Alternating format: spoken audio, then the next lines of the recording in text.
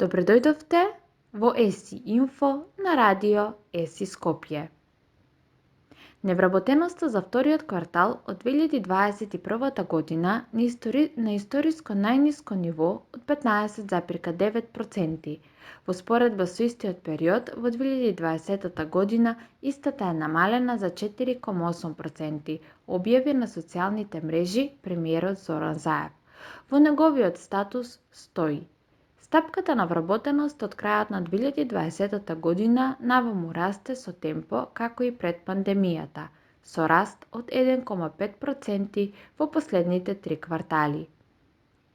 И понатаму стапката на вработеност е доста висока кај мажите, на ниво од 55,8% и е многу блиска до просекот на ЕУ 60%, за разлика од жените, кај кои оваа стапка изнесува 38,7%. Оваа влада посветено работи на корекција на овој дисбаланс преку активните мерки за вработување, каде оваа година за прв пат се воведе принцип на искористување на овие мерки во сооднос 60% за жени и 40% од буџетот да бидат издвоени за поддршка на вработување на мажи. Земајќи ги предвид традицијата и нискиот опфат на деца во предшколска дејност, оваа влада работи на изградба и отварање детски градинки низ целата земја како никогаш досега, што дополнително треба да влијае на активирање на голем дел од женската популација на пазарот на труд.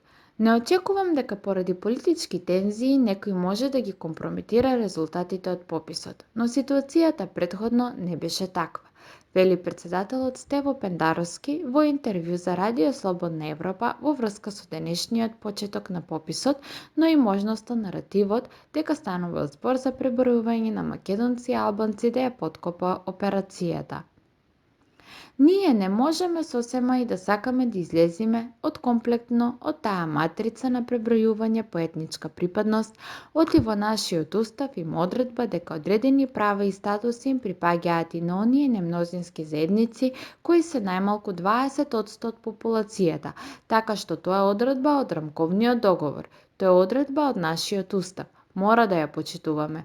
Инаку се согласувам, како што одминуваме, неодамна прославивме 20 годишнина од рамковниот договор. Мислам дека пребројувањето само и само по етничка припадност треба да стане дел од историјата, истакна претседателот Пендаровски. Во врска со престојните локални избори и наливот на независни листи за советници и за кандидати за градоначалници, шефот на државата смета дека тоа е мал чекор кон демократизација на нашето општество. Диверзификацијата, разновидноста може само да ја обогати македонската демократија. Не може да ја направи полоша. Мене ми е драго што тоа се случува, иако мислам дека во таа насока власта преку својата нормативна дејност во наредните месеци и години, заедно со опозицијата, бидејќи тие изборни законодавствености се менуваат со целосен консензус, ќе мора да направи уште неколку исчекори, например, една изборна единица без праг, за да се овозможи и помалите политички субјекти да не бидат приврзоци на големите политички партии, туку да имаат една своја автономија и конечно да понудат нешто ново на политичкиот пазар, додава шефот на државата. Се осврна и на високата корупција, за која вели дека за жал станала начин на живење, и тука имаме прилично многу за домашна задача на домашната агенда. Во тој дел, а тоа го покажува и последниот извештај на транспарентност, да бидете на 111-тото место во светот не е за фалење, додава Пендаровски. Во врска со потпишувањето на законот за изградба на автопати без тендер од страна на американско-турскиот конзорциум Бехтел и Енка, како Државната комисија за спречување на корупција достави до Уставниот суд иницијатива за оценување на уставноста на овој закон, претседателот Пендаровски вели дека негова надлежност не е да ја оценува уставноста на законите кои ги потпишува, и тоа е работа само на Уставниот суд. Цивил ги повика граѓаните да ја исполнат својата обврска и да учествуваат во најголемата статистичка операција во земјава. Оттаму ги осуди повиците за бојкот. Во соопштението до јавноста Цивил наведува дека пописот на населението, домаќинствата и становите нема политичка димензија. Тоа е статистичка операција која има потреба на граѓаните, институциите и бизнис секторот. Цивил високо ја оценува работата на институциите, во прв ред Државниот завод за статистика, и смета дека институциите се подготвени, процесот е добро организиран и е во согласно со мерките за заштита од COVID-19.